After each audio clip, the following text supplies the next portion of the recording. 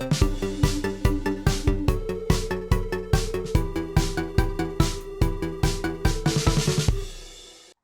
it is Nigerian Fans Forum, and this is where we discuss all things African football. Welcome.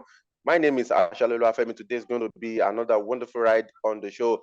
And thanks to you, our fans around the world. Thank you for sticking with Nigerian Fans Forum.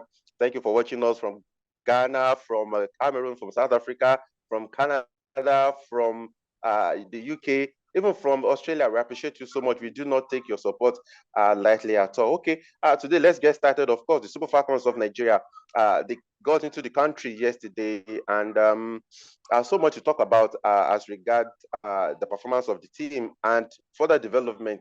And of course, we'll be going to Ghana as usual to talk about the preparation of the Black Stars for their crucial final 2023 AFCON qualifiers against the CR. It seems that Chris Hughton might once again have injury problems to worry about. But today, precisely, we'll be looking at the responsibility of the players as well, because we've been beaming our searchlight, particularly on the coach. And again, we'll go to Cameroon, where stakeholders, football stakeholders in that country are petitioned CAF against Samuel Eto'o. All things are not well with Samuel Eto'o. It's been from one challenge to another. So basically, that is what we'll be looking at on the show today.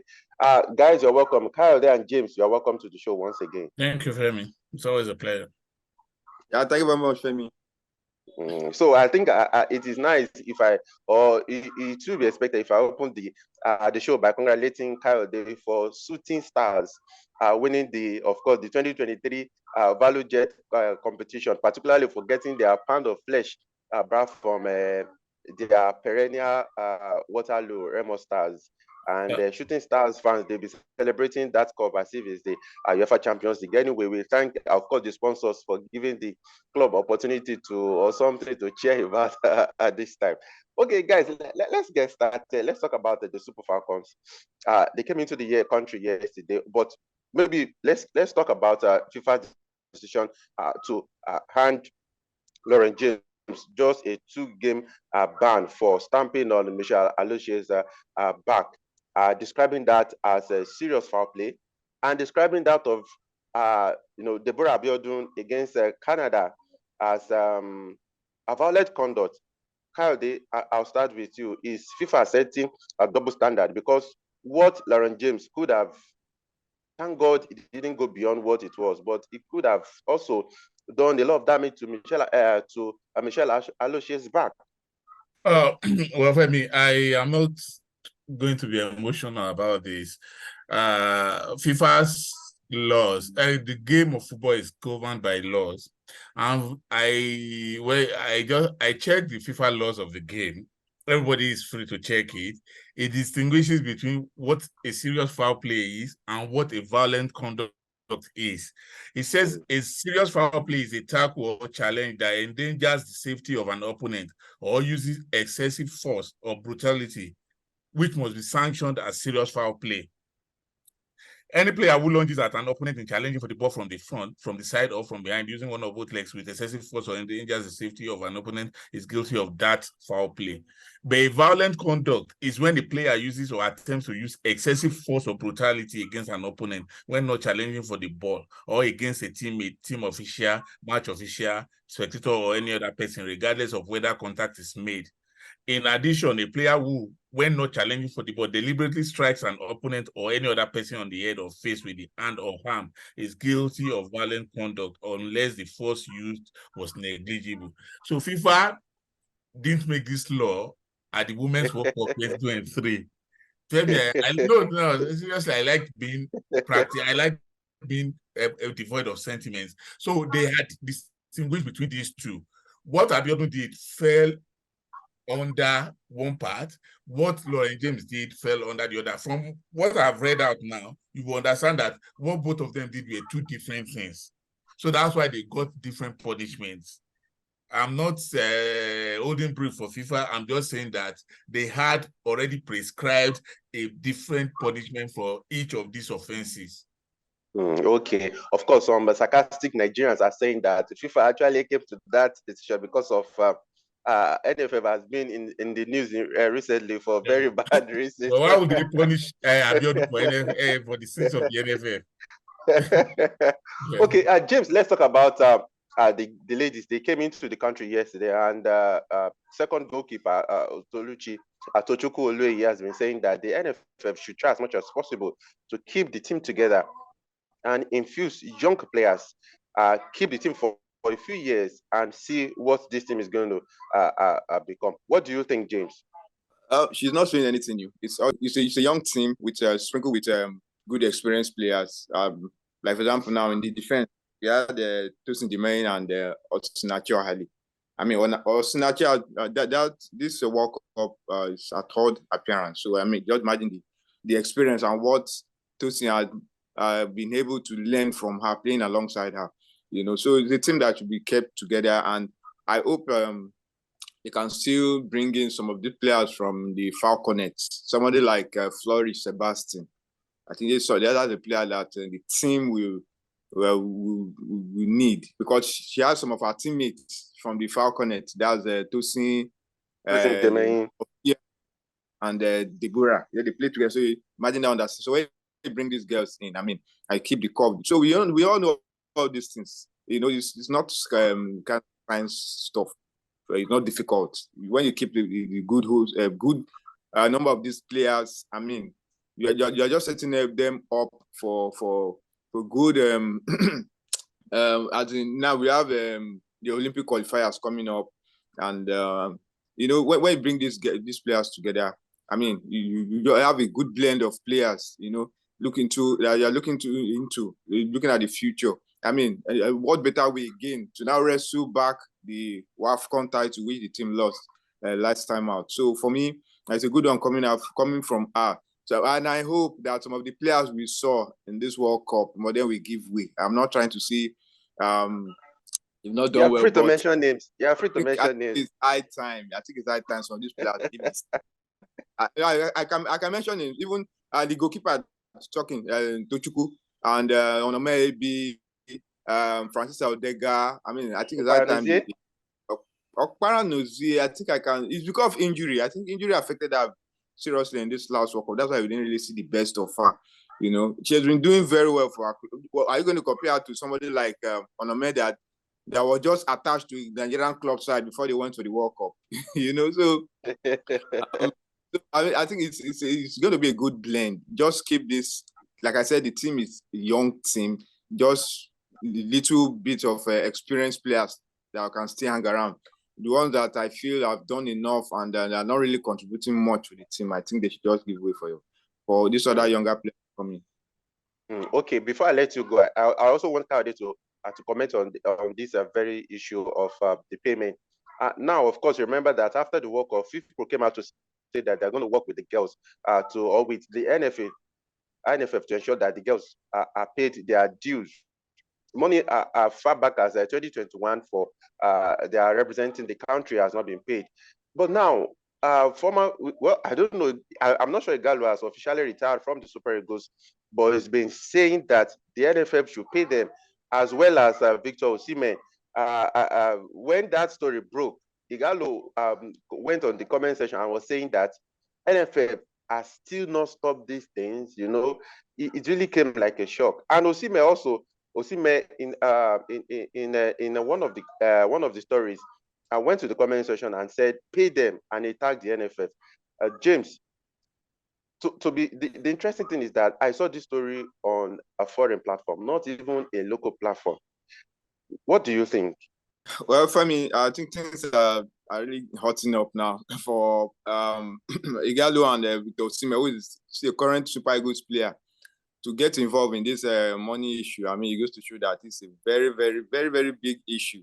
It's now left for the NFF now to do the needful. And I hope it is not be a kind of, they start victimizing players. Because I remember, I think I read in one of these posts, one story, I think on the Guardian, England, where Ifeoma Onumonu was lamenting about some of the treatments the welfare of the Falcons player being through. I mean, everybody now coming out to like say their mind and say this. yeah, I mean, it goes to show that things have gone way far. The NFL are taking this thing too far. They've done harm to this team.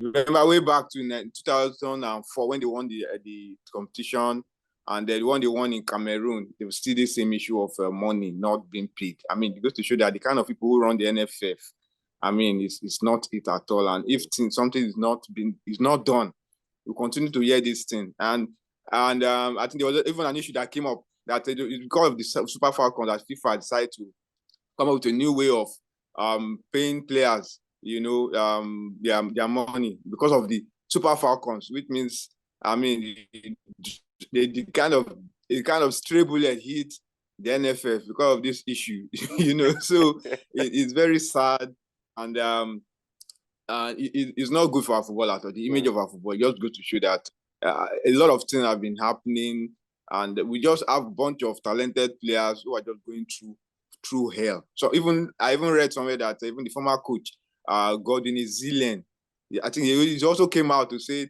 since the time when he won the WAFCON 2004, they are still holding him up to this moment. That's how many years ago now. So Femi, this thing, the backlog of money that has not been paid by then. Even those who have died, who are even old. I want to talk of people like the late Vinkeshi, Amadou Shuaibu. I mean, Femi, the NFF. I mean, that's the house that need serious sanitation, serious one. Okay, Kayode, let's look at this. Would you say it is a precedent? Because I remember when I was growing up watching Nigerian football, I rarely hear of things like this. Even when we had persons who were not even sport inclined, running the NFA at the time. Would you say the manifestation of the things we are seeing right now is a precedent that was set by Amadou Melvin Pinnick, or something that has been existing in the Federation for a long time? Or would you say that perhaps Gusau has not been able to, the current NFL president has not been able to explore avenues to make money? Or is it that we are just not ashamed altogether? I don't know about being ashamed, Femi, but I think, to be honest, this is not new. Although two things has caused this uproar. The first is that it is a manifestation of what has been in the past. It has now come full circle. Secondly, we now have platforms, social media platforms, to amplify all of these noises. Those who came before did not have that opportunity. Those who came before feared that they were going to be victimized. So most of them they would just grumble. They would not be able to say all of these things. But I'm not sure there has been a year or a period where the NFF had been guilt-free, that they had paid all bonuses and allowances or whatever, or contractual agreements that they had with players or coaches. Don't forget that Ruben Agbola, who played in the 90s, still claim up to today that most of his match bonuses and allowances since the last time he played for Nigeria was 1993, that they are still yet unpaid. One of the reasons why Celestine Babayaro had issues with the NFF was that he said flight tickets were not reimbursed. That was like over 20 years ago. A lot of players like that. Some just keep quiet, go their way. Some, because they are blessed, they feel they don't need to shout their heads over that. But now we have a generation of players who will scream, who will shout and make sure they embarrass you, regardless of what it takes. And when you talk about Gusau, you cannot talk about Gusau without talking about Amadou Pelnick. Most of the problems that this current board has is caused by Amadou Pinnick. But then, because if not for Amadou Pinnick, this present board would not be in office. So that's why you see that they are reluctant in complaining.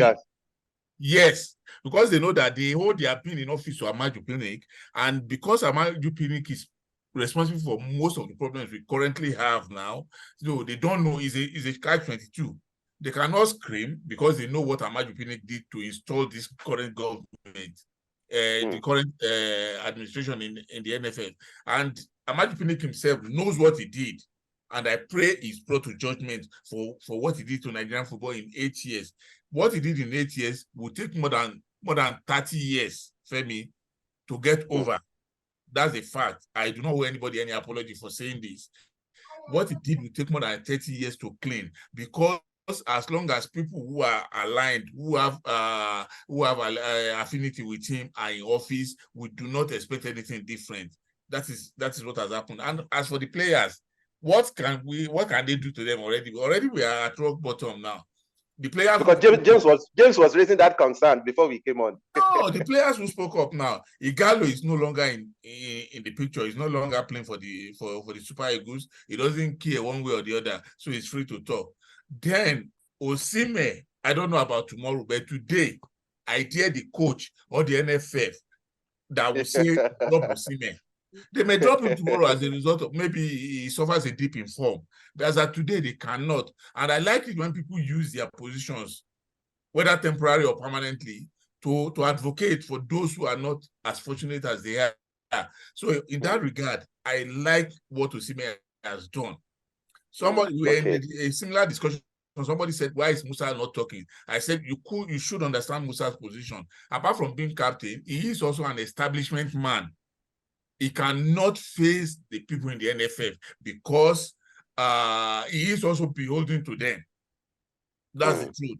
Musa cannot talk. He could do something behind the scene. It's not possible for him to talk as captain. Okay, I know I know FIFA are watching the NFF, particularly about the money that is due to these girls for participating at the World Cup. Maybe by the time, maybe FIFA will have to just make direct intervention. But a lot of Nigerians say they are still confused because with the fact that they are still saying that these monies will be paid through the federation, but FIFA will ensure that the exact money that is due to these ladies are paid to them. I mean, FIFA had made the clarification on that. I saw a memo the other day. It says 2 tranches of money will be paid to the NFF.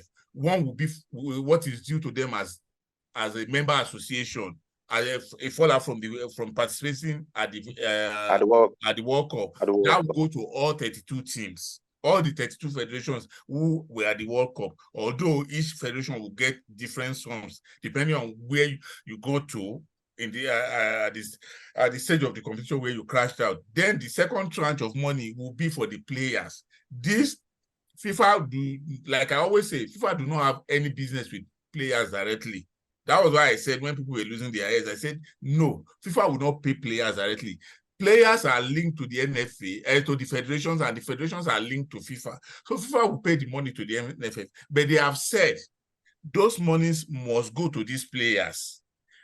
Okay. Minus the taxes due in Nigeria that you are supposed to pay to the whatever monies you make in your country, the taxes that are due on them, you pay them, and whatever is left, you are paid. Because I don't want that to raise an issue when the players are paid and they will say, they didn't give us 60,000, no, they deducted our money. No, FIFA has said all due taxes should be paid according to the laws of the land, and whatever is left, every player must get what is due to them. Okay, thank you so much, Kayode, for that clarification. James, let's talk about the Black Stars.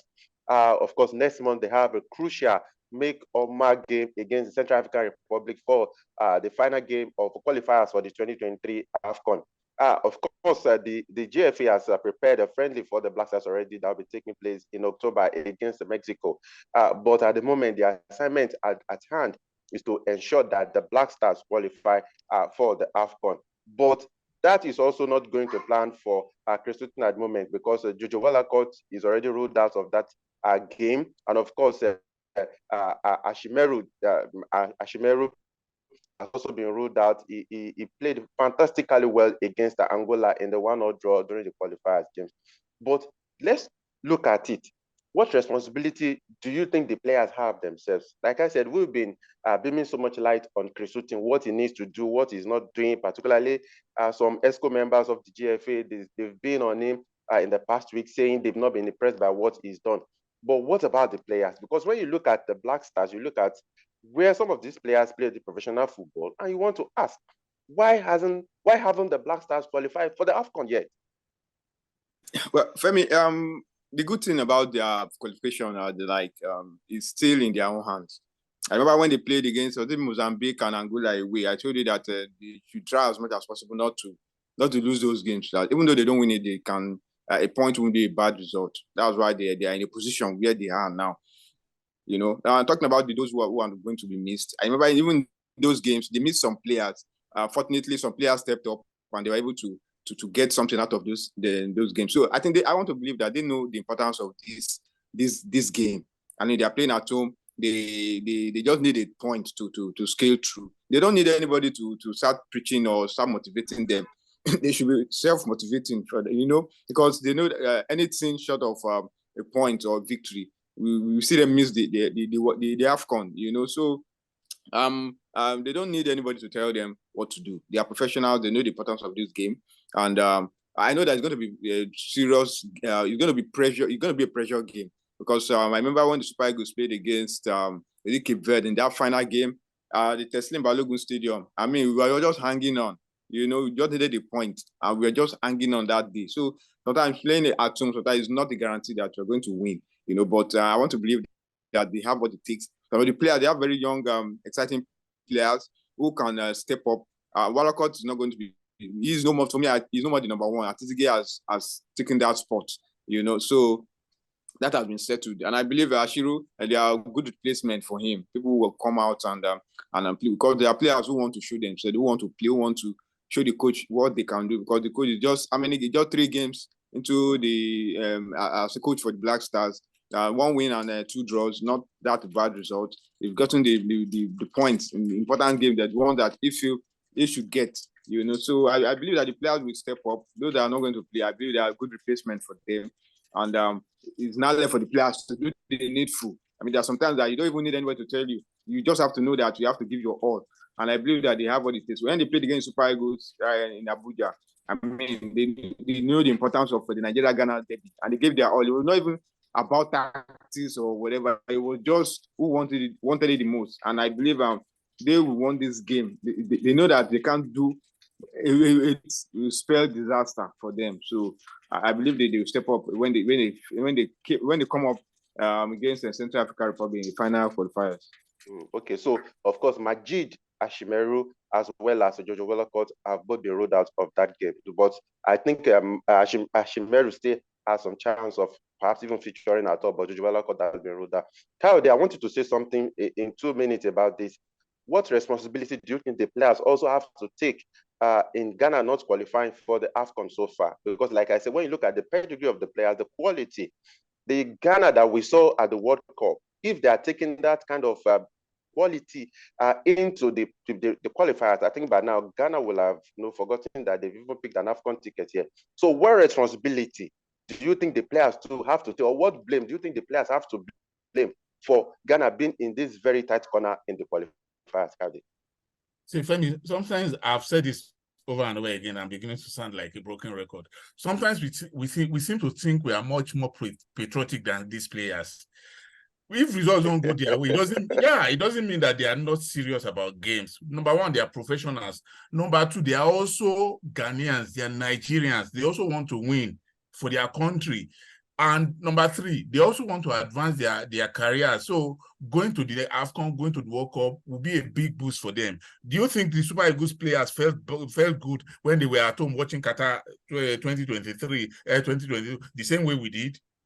I told you the day after we lost to Ghana in the World Cup qualifiers, I said, you know what, we are going to watch at home the same way the players will watch at home. It pained me as a journalist that I watched at home. I couldn't go to the World Cup, and I'm very sure, I mean, in the deepest recesses of their heart, the players will also tell you that it pained them, it hurt their ego that they were not able to go to the World Cup. So the way we think, we feel, we shouldn't think we are the only patriotic ones. The players are also patriotic. They also want to go to the AFCON. They want to go to the World Cup. So the players will also share in the responsibility if they do not qualify. But I'm sure, Femi, one thing I'm sure is everything is set up nicely for Ghana to go through. I think it will require a miracle, except it is fated for them not to go to the World Cup, regardless of who is in charge. But let me say again that the way the GFA has been buffeting the coach is not good enough. I do not support it the same way I do not support the way NFF set up a wardroom for your public disgrace just before the World Cup, and you saw how God just elevated him. So there's a way God pushes, there's a way God pushes people up when you least expect. So for me, the players have a responsibility. They have a commitment. They are also they are stakeholders. They don't just come for the match bonus alone, Femi. Most of these players are set up. It is not the $5,000, $10,000 that you want to give them for running around that will make them. They stay in camp for at least a week or two. They play a game and you give them 5,000 or 10,000. This is what do you call it? Suya money for them for what they earn in their clubs every week. So it's not about the money, it's about the patriotism. They are as patriotic as you and I, Femi.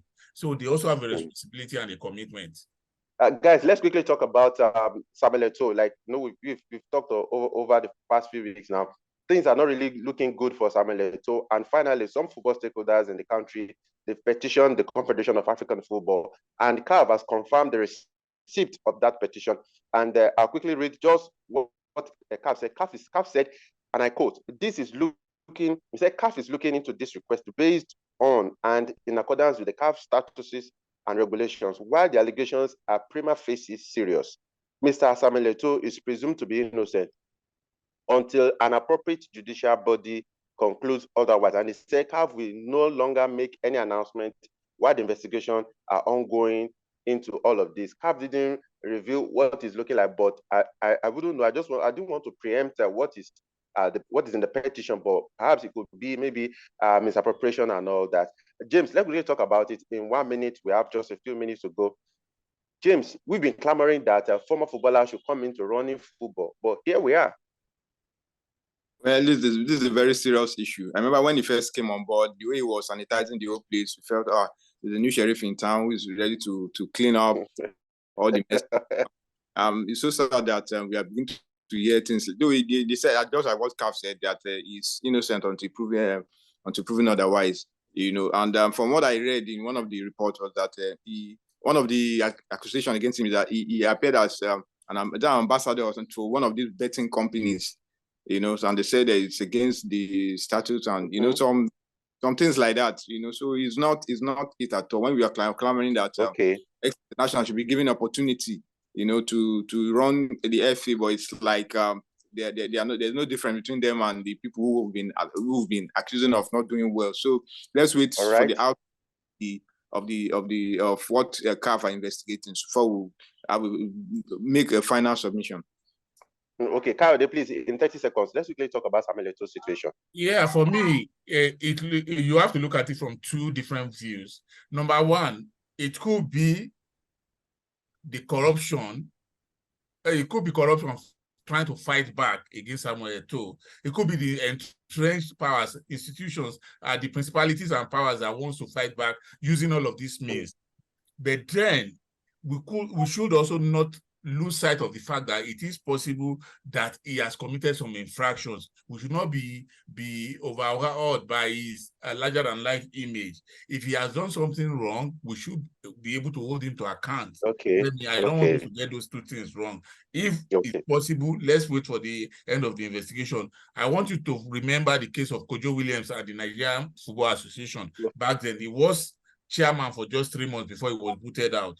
So that was the establishment fighting him. It could be the same with Samuel Eto'o now. Okay, so of course we get our fingers crossed as far as this is concerned. Guys, thank you for coming on the show today. Thank you for your analysis. It's always a pleasure, Femi. Thank you for having us. Yeah, thank you very much, Femi. Okay, of course, leagues across the continent of Africa football leagues will also be kicking off this weekend. South Africa, Ghana will be kicking off next weekend. Nigeria Professional Football will be kicking off on the 26th. The Tanzanian League will be kicking off this weekend. South Africa League kicked off last Friday. So, of course, a lot of things are ongoing. Out of folk, Ashanti Kotoko, Medema, they're already making preparations for the new season. So we'll be talking about all of those on Monday. Thank you guys for always sticking with Nigeria's FIFA Forum. Thank you for your support. We'll see you all next week. Yeah, it's already Friday. We'll see you all on Monday. Bye.